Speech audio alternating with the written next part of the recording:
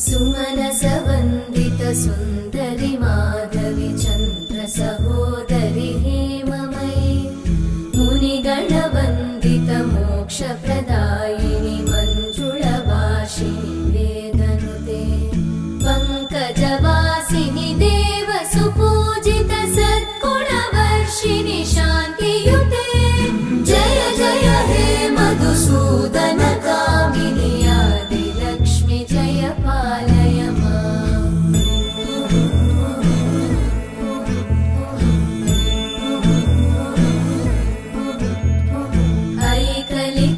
ऐकलिकल्मषनाशिनि का